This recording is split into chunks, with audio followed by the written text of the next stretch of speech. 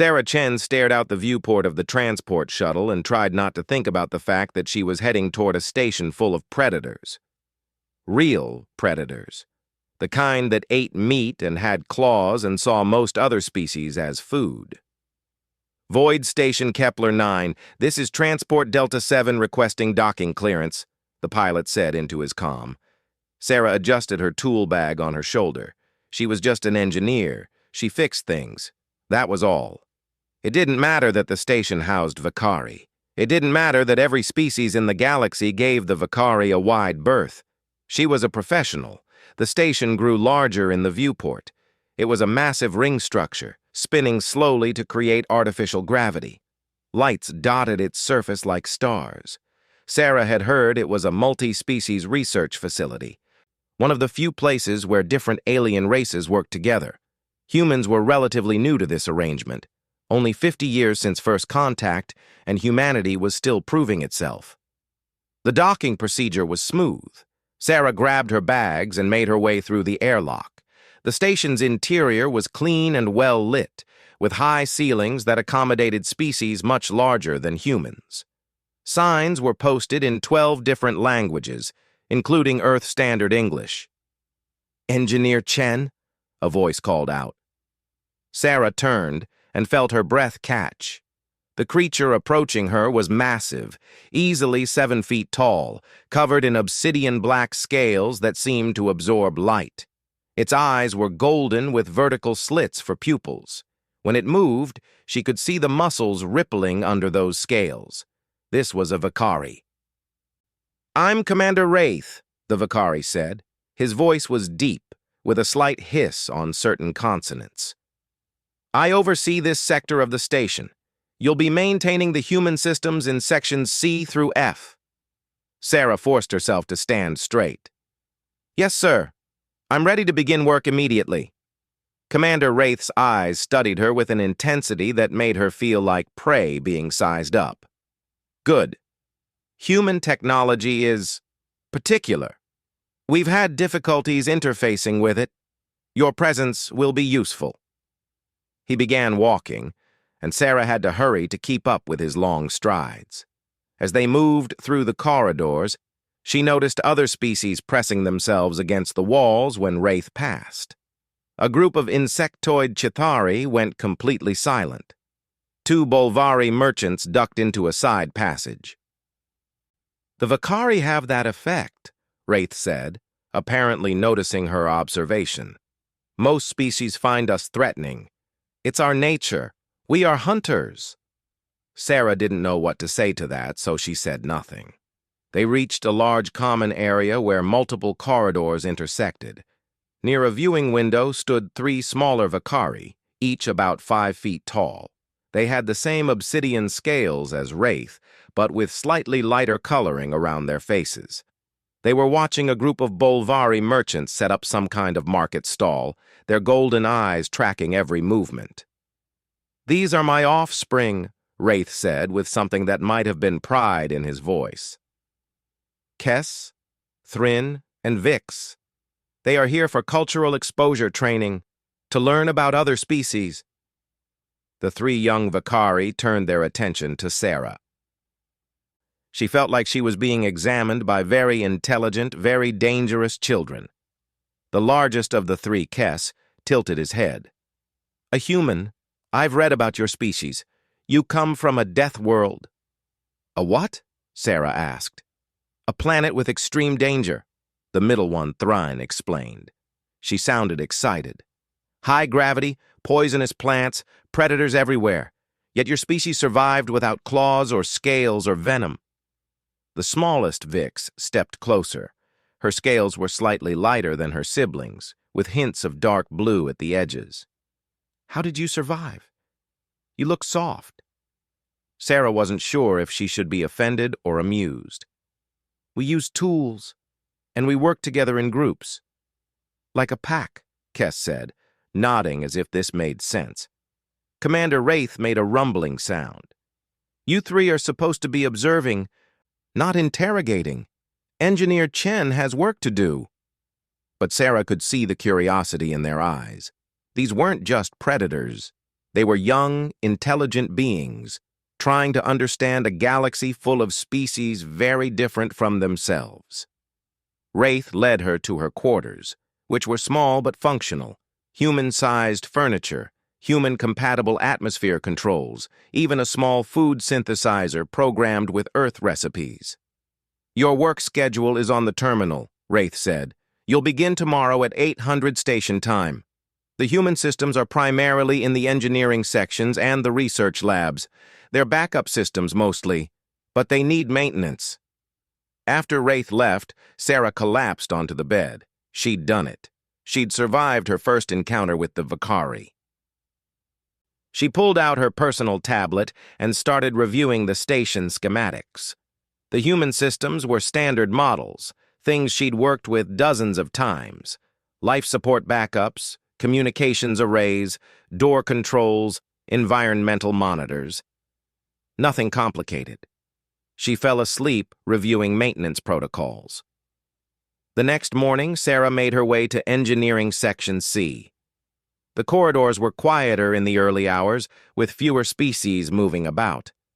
She found the main control room and began her diagnostics. "System status check," she said clearly. A pleasant computer voice responded. "All systems functioning within normal parameters." Sarah smiled. She'd always liked working with human technology. It was designed to be intuitive, to respond to voice commands, as well as manual input. Some species thought it was primitive, relying on verbal communication instead of direct neural links. But Sarah had always appreciated the simplicity. She worked through the morning, checking systems one by one, making small adjustments, replacing a worn component here and there. It was peaceful work, meditative almost. She didn't notice the three young Vakari watching her from the doorway. Vix whispered to her siblings, "She's talking to the machines." "And they answer her," Kess whispered back. Thrin's eyes were wide with fascination. "The machines obey her commands." The three cubs watched as Sarah moved through the room, speaking to computers, panels, and displays. They watched as doors opened when she asked. They watched as screens changed when she told them to. They watched a human doing something that seemed, to their young minds, like magic. Sarah turned and finally saw them. She jumped slightly, startled. "Oh, hello. Are you three supposed to be here?" Vix stepped forward, the bravest of the three. "We're observing. Father said we should learn about other species. What are you doing?" Sarah gestured at the equipment around her. "I'm just maintaining the systems, making sure everything works properly." "You speak and they obey," Kess said. It wasn't a question. Sarah laughed. "Well, yes, I suppose so. Human technology uses voice recognition. It's easier than always having to type or push buttons, especially in emergencies." The three young Vakari exchanged looks that Sarah couldn't quite interpret. But they watched her work for another hour, completely fascinated, before finally leaving. Sarah thought it was cute. Young aliens interested in engineering. She had no idea what she'd just started. The next few days followed a pattern.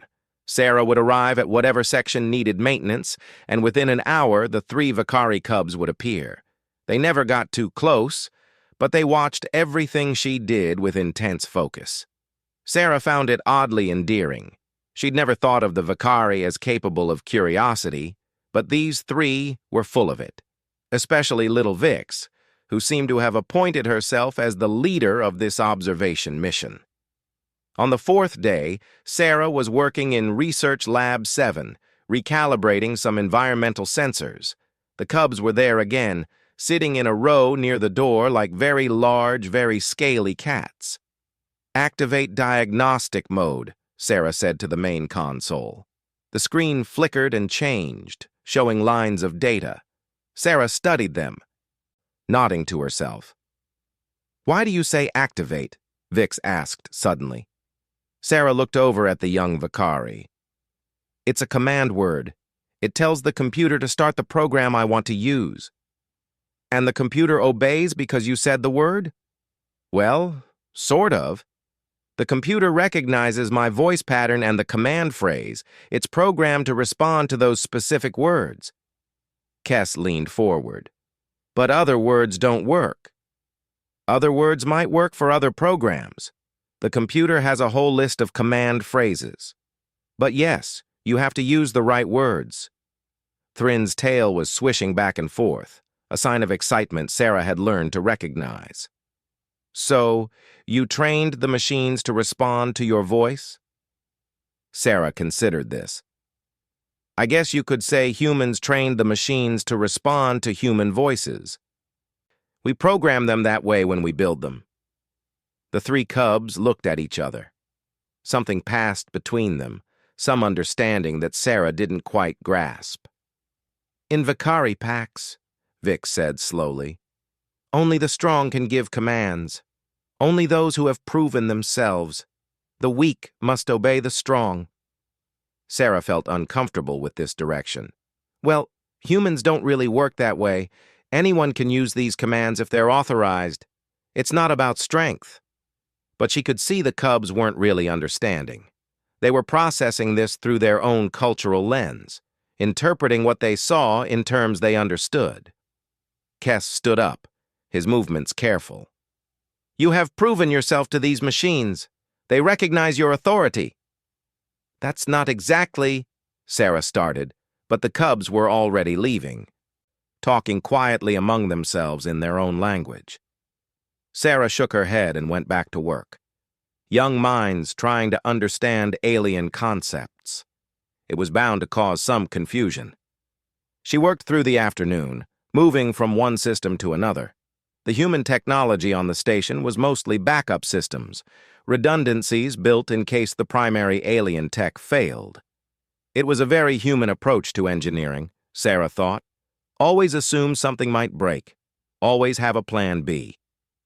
Resume standard operations, she told an environmental control panel after finishing her adjustments. The panel beeped acknowledgement and returned to its normal display. Sarah packed up her tools and headed toward the cafeteria. She was hungry, and the food synthesizer in her quarters was acting up. She'd have to fix that later. The cafeteria was busy, full of various species eating various things. Sarah tried not to look too closely at what the carnivorous species were eating. She got herself something that approximated a chicken sandwich and found a quiet corner. Commander Wraith appeared, his massive form moving through the crowd.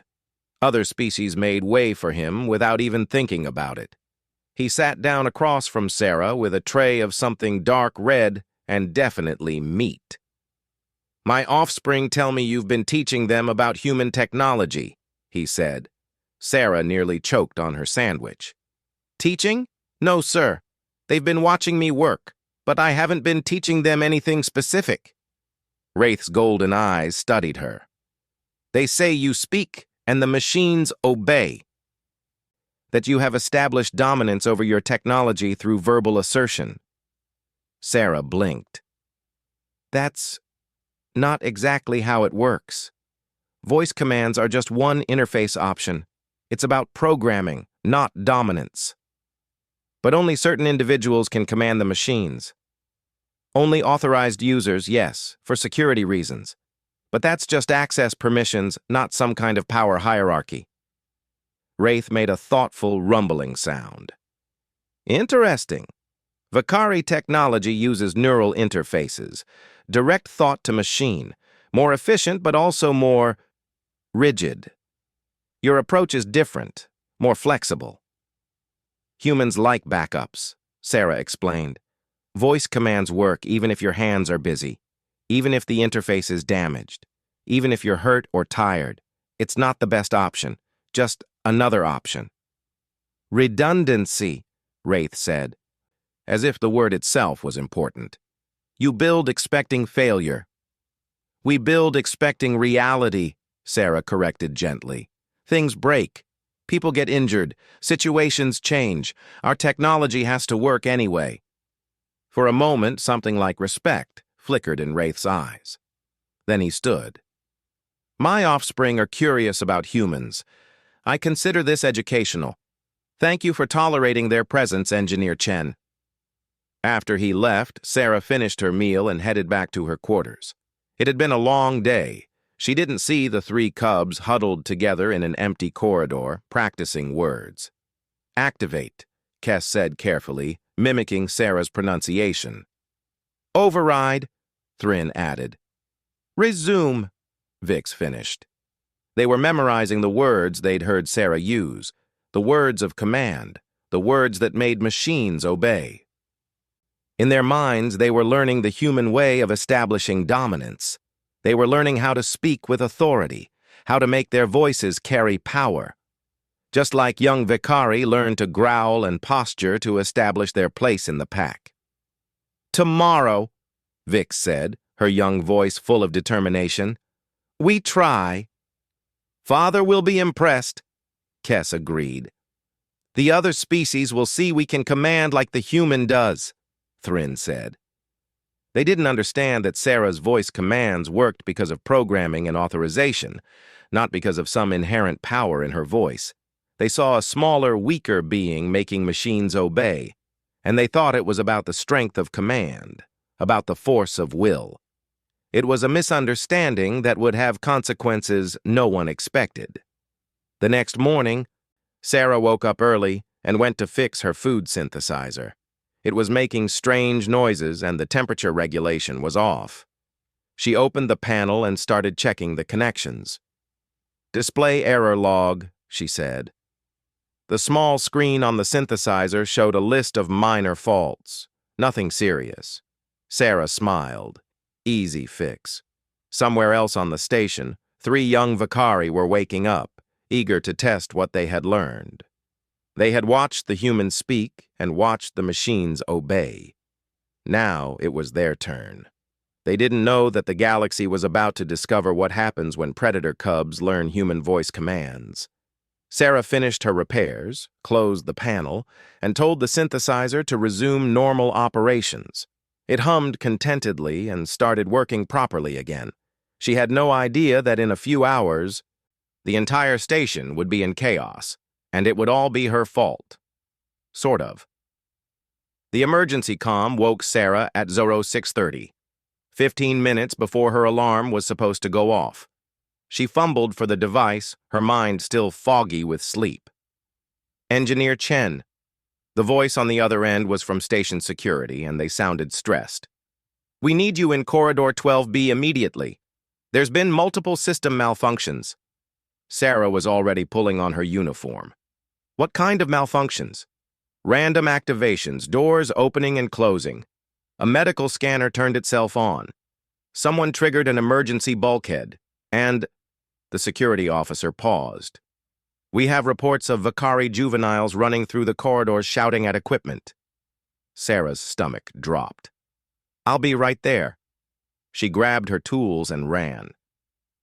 Corridor 12B was 3 sections away, and she could hear the commotion before she saw it. Alarms were blaring. A crowd of various species had gathered, all talking at once.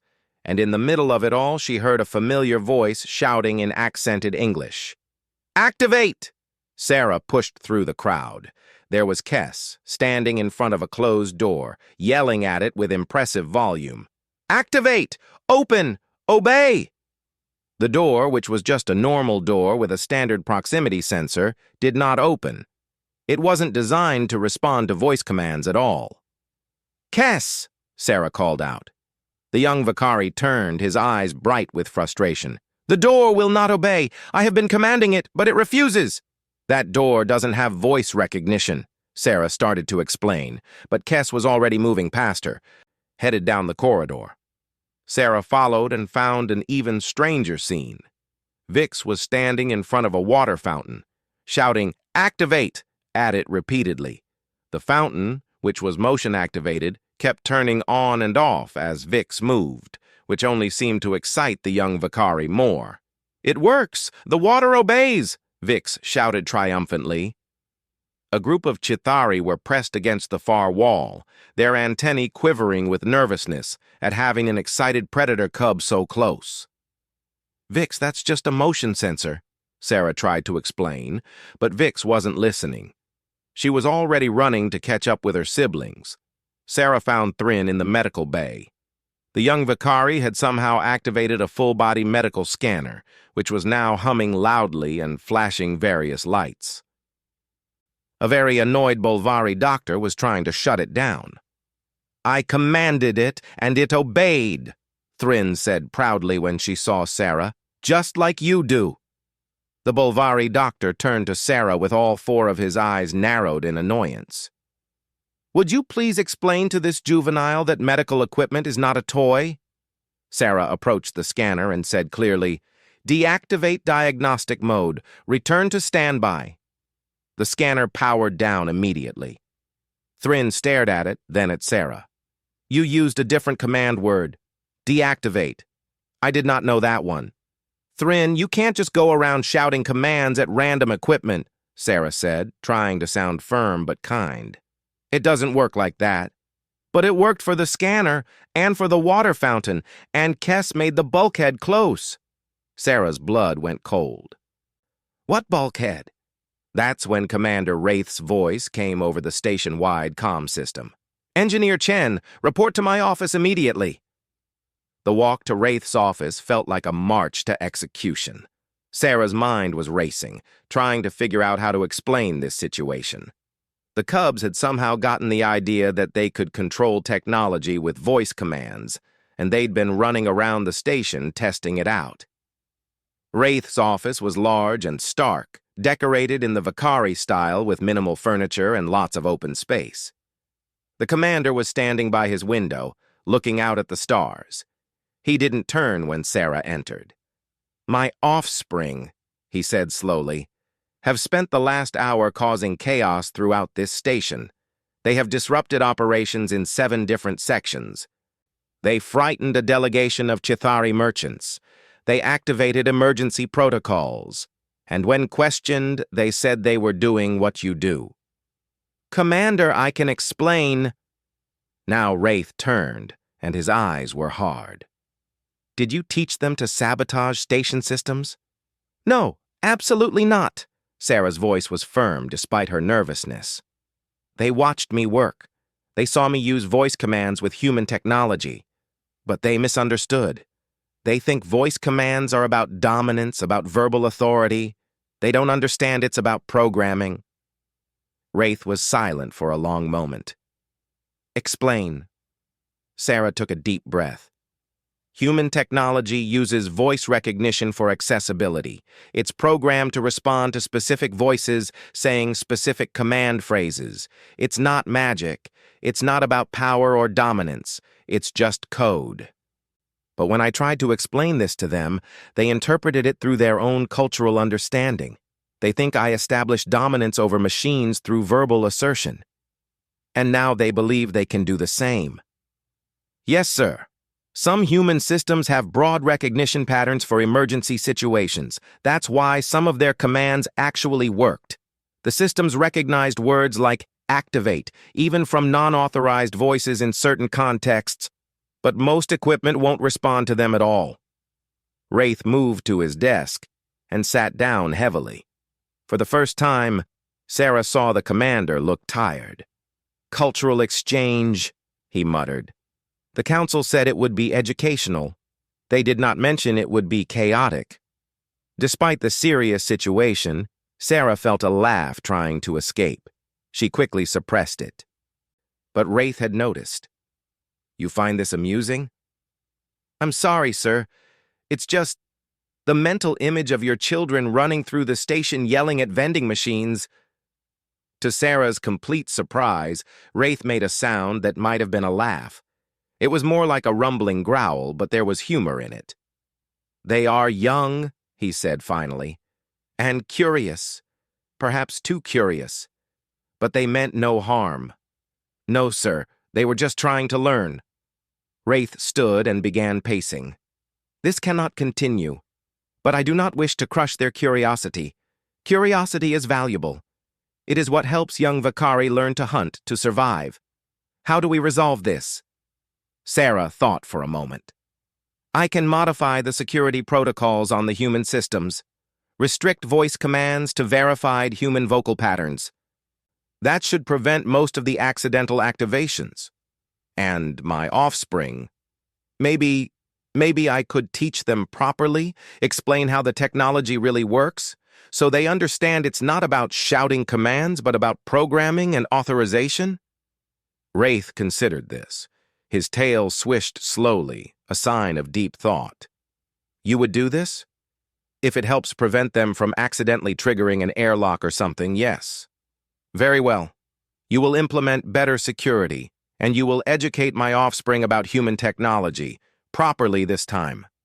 Sarah nodded. Yes, sir. I'll start right away. As she turned to leave, Wraith spoke again. Engineer Chen, thank you. For not laughing at them, for treating their curiosity with respect, even when it caused problems. Sarah looked back at the massive Vakari commander.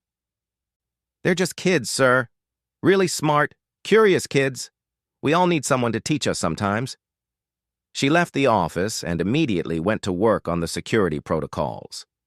It would take a few hours to implement the changes across all the human systems on the station, but first, she needed to find 3 young Vakari and explain that just because you shout at something doesn't mean it will obey you. It was going to be an interesting conversation. It took Sarah 2 days to implement the new security protocols across all human systems. The voice recognition software now required verified human vocal patterns with multiple authentication factors. No more accidental activations from enthusiastic Vakari cubs. She'd also started holding what she called technology lessons with Kess, Thrin, and Vix. They met in a small conference room where Sarah set up a demonstration system that was isolated from station operations. Okay, Sarah said, pulling up a diagram on the screen. This is how voice recognition actually works. The computer breaks down your voice into patterns, frequency, pitch, rhythm. It compares those patterns to stored authorized patterns. If they match, it accepts the command. Vix raised her clawed hand. So it's not about the strength of command? Not about verbal dominance? No, it's pure mathematics, pattern matching. The 3 cubs looked disappointed. Kess sighed, his scales darkening slightly. We thought we had learned something powerful, a way to command like humans do. Sarah softened. You did learn something powerful. You learned that humans build tools that work with us, not against us. That's the real strength.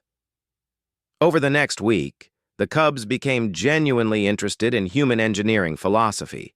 They stopped trying to shout commands at random equipment. They asked intelligent questions about redundancy systems, accessibility features, and failure protocols. Sarah was explaining backup power systems when the alarm started. It wasn't the normal attention-getting beep of a minor issue. This was the harsh, urgent wail of a major emergency. Red lights flashed throughout the station. Sarah's comm crackled. Emergency in Section E7. Plasma conduit rupture. All personnel evacuate the area immediately. Emergency bulkheads activating. The 3 cubs looked at Sarah with wide eyes. Stay here, Sarah ordered, already moving toward the door. Don't leave this room. But as Sarah ran toward Section E7, she heard footsteps behind her. She glanced back to see 3 Vakari cubs following. I said stay. Thrin went to Section E7 earlier, Vix said, her voice tight with fear. She wanted to see the plasma systems. She thought they were beautiful. Sarah's heart dropped. When? How long ago? 20 minutes, Kess said. She said she would be back soon. They ran together. Sarah tried to calm Thrawn, but got no response. The section was already in lockdown. As they got closer, Sarah could see smoke in the corridors.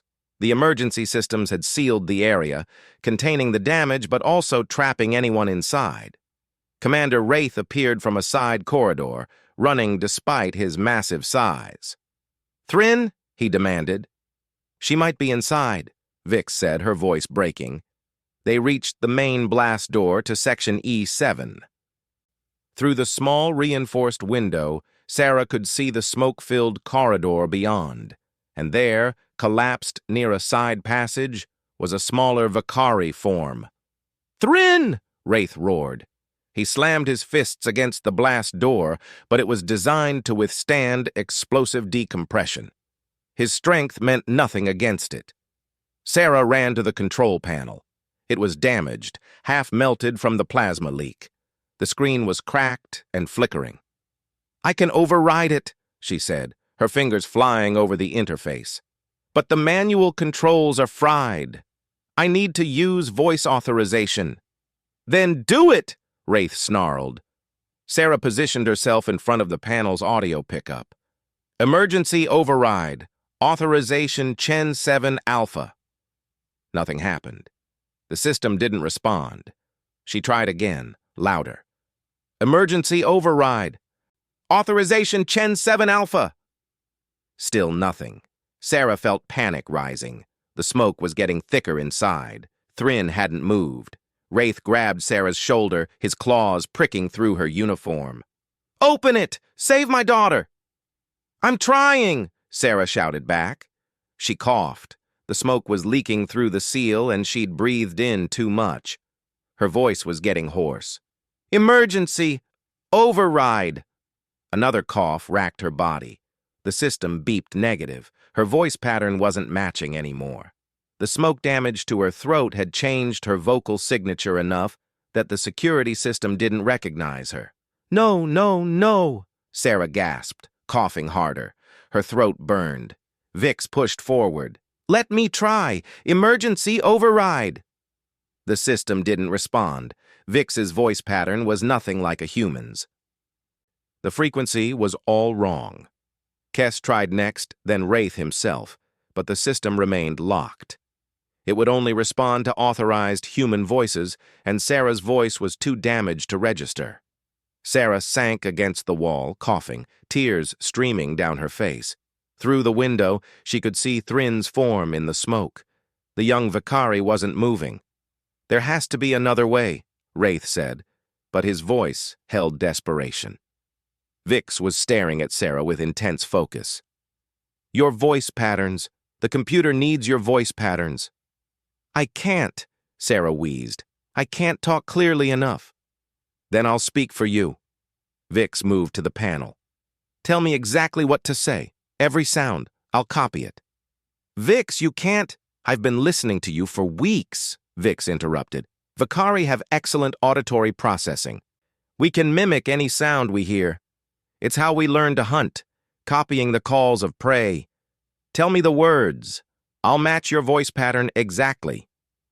Sarah looked at Commander Wraith. He nodded, understanding what his daughter was attempting. Sarah took a breath and said slowly, each syllable precise despite the pain, "Emergency."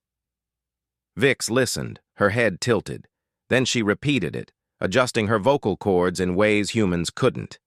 The word came out, and it sounded almost exactly like Sarah's voice. Almost, but not quite right. "Again," Sarah said. "Emergency." Vix tried again. This time it was closer. They practiced each word. Emergency, override, authorization, Chen, 7, Alpha. Each time Vix adjusted, learning, adapting. Her vocal mimicry was incredible, something Sarah had never imagined possible. After 7 tries, Vix spoke the full phrase, "Emergency override, authorization Chen 7 Alpha." Her voice was still recognizably Vicari, but the pattern was close to Sarah's. The system beeped negative. "Closer," Sarah urged. "You're so close. Try thinking about matching the rhythm, not just the sounds." Vix closed her eyes. She'd been listening to Sarah for weeks, hearing every inflection, every pattern. She pulled from memory every conversation, every command she'd observed. She spoke again, and this time it was like hearing Sarah's voice coming from a Vicari throat. "Emergency override, authorization Chen 7 Alpha." The system hummed. Lights flickered. Then the blast door began to open. Wraith didn't wait. He lunged through the opening before it was fully raised, running into the smoke-filled corridor. He reached Thrin and scooped her up in his massive arms. Emergency crews were already there, having followed them. They pulled Thrin out, checking her vital signs. She was unconscious but alive, her scales darkened from smoke, but otherwise unharmed. Wraith held his daughter, his whole body shaking. Then he looked at Vix, who stood by the control panel with tears streaming down her face. "You saved her," he said simply. Vix looked at Sarah. The human way. Redundancy. Having another option when the first one fails. Sarah, still coughing, managed a smile. "You learned well." The medical team took Thrin to the med bay. The plasma leak was contained. The crisis was over. Later, after Sarah's throat had been treated and Thrin had woken up with nothing worse than smoke inhalation, Commander Wraith found Sarah in the corridor outside the medical bay. "My daughter lived because a human built a system that could be used by someone other than humans," he said. "Because you designed for failure, for backup, for the possibility that the intended user might not be available." "We design for reality," Sarah said quietly. "Things go wrong, people get hurt, but life continues anyway. Our tools have to work with that." Wraith was silent for a long moment. "Vix should not have been able to use that system. Your security was designed to prevent exactly what happened." "I know. And yet I am grateful your security wasn't perfect, that there was a flaw that could be exploited by someone determined enough, clever enough."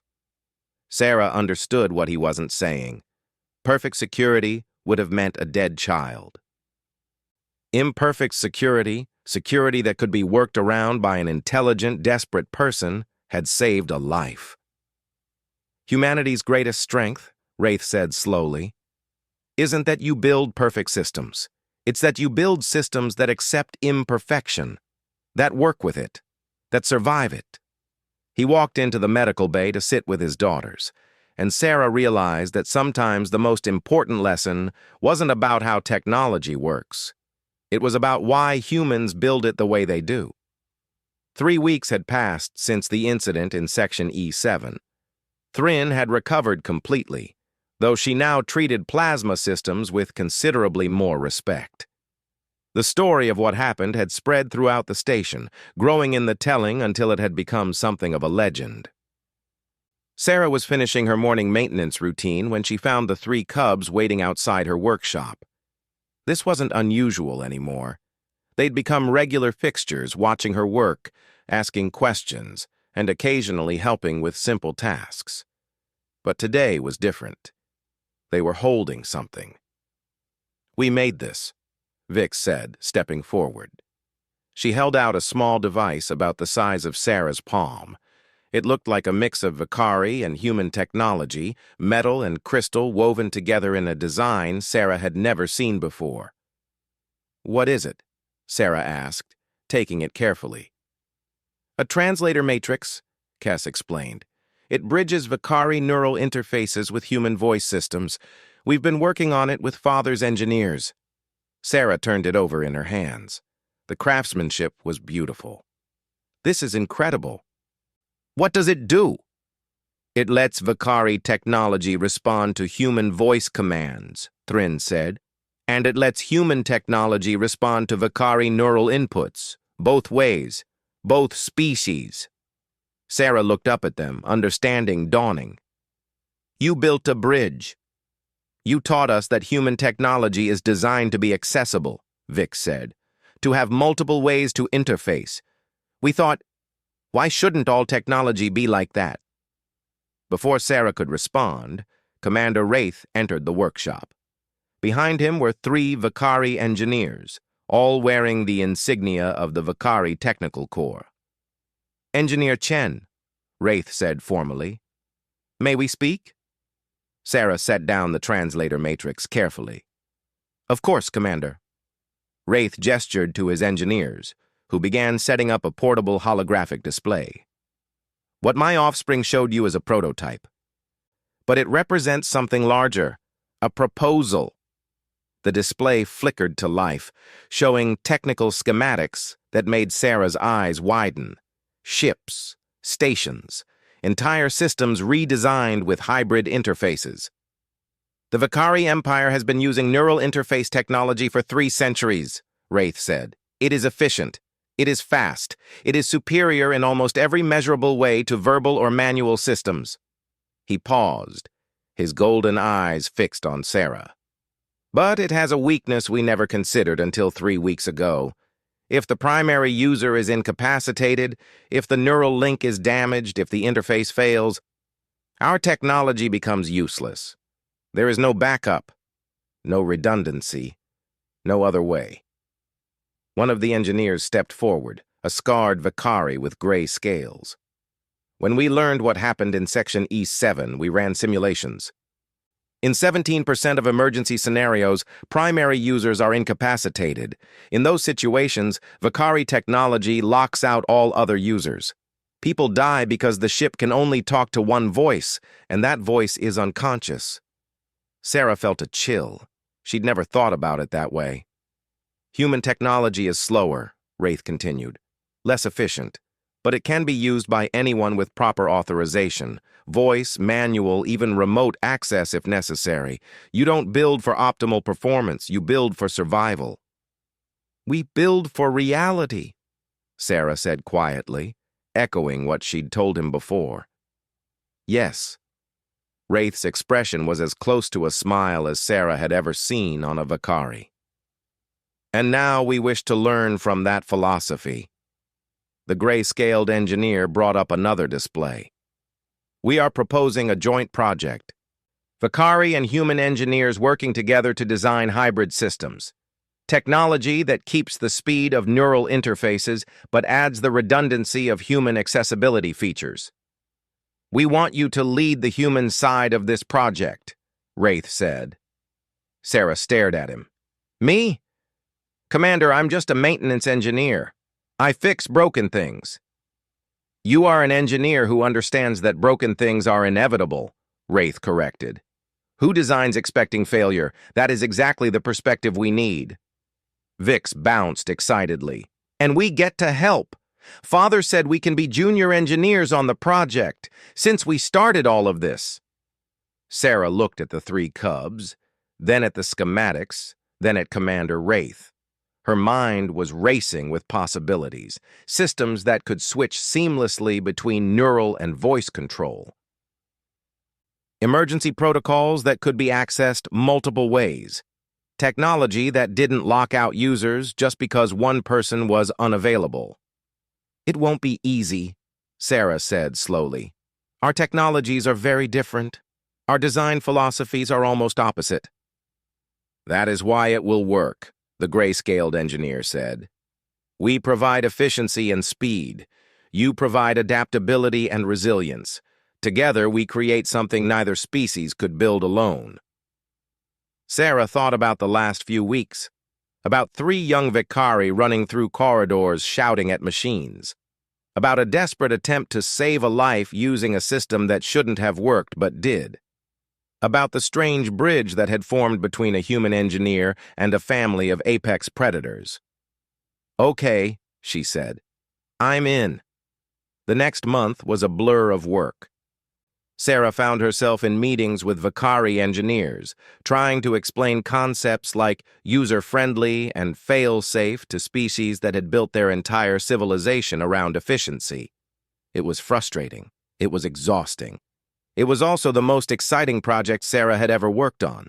The cubs were constant presences, eager to learn and surprisingly good at bridging the gap between species.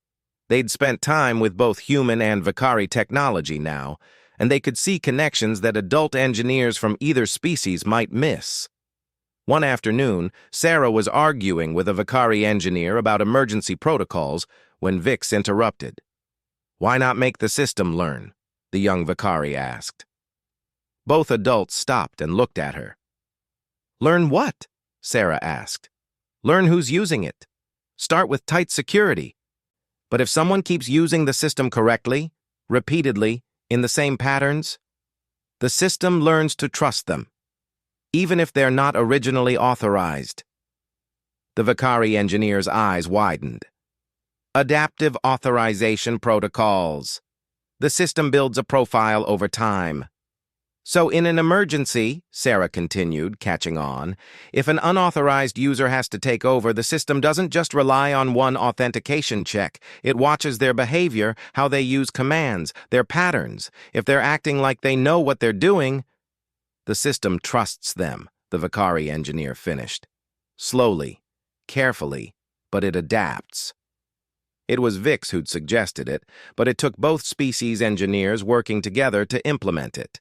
Neural interfaces to monitor behavior patterns, voice recognition for commands, manual overrides for when both failed, and underneath it all, a learning algorithm that could adapt to new users while maintaining security. 6 months after the incident in Section E7, the first hybrid system was installed on a Vakari patrol ship.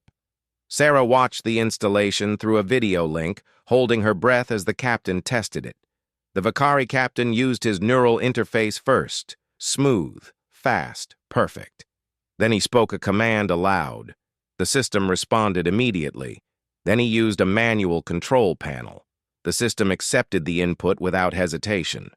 Remarkable, the captain said. It's like the ship is listening to me in 3 different languages at once. News of the hybrid system spread quickly through both species' territories. Other Vakari ships requested installations. Human stations wanted to add neural interface options. The technology became valuable not because it was faster or more efficient than what either species had before, but because it was more resilient. It could adapt. It could survive failure. It kept working even when things went wrong. The Cubs became something of celebrities.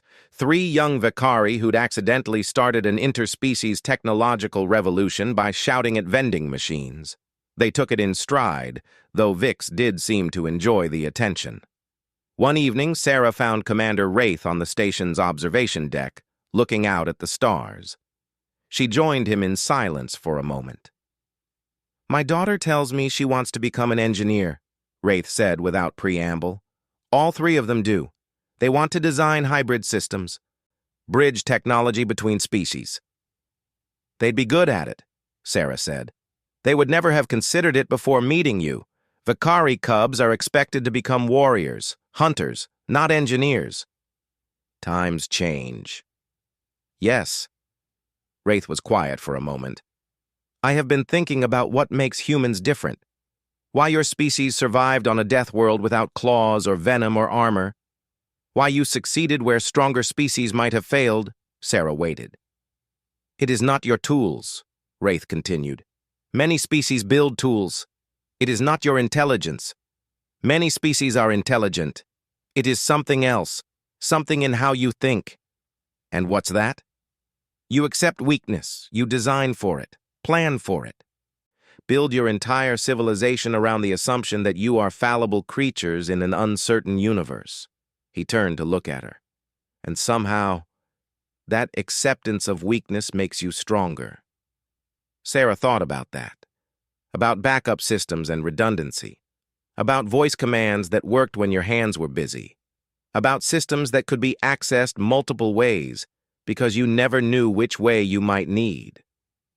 "We build for the universe as it is," she said finally, "not as we wish it would be. The Vakari build for dominance, for strength, for victory. And if we work together, maybe we can build for both." Wraith made that rumbling sound that Sarah had learned was Vakari laughter. "My offspring shout at machines for weeks, 'cause chaos throughout my station, and somehow it ends with 2 species building better technology together. The universe has a strange sense of humor." Sarah grinned. "Well, they don't shout at random machines anymore. Now they shout at machines with proper authorization and understanding of system protocols." "Progress," Wraith said dryly. They stood together, human and Vakari, watching the stars. Somewhere on those stars, ships were flying with hybrid systems that neither species could have built alone. Systems that were faster because of Vakari neural interfaces and more resilient because of human redundancy. Systems that worked with their users instead of demanding perfection from them.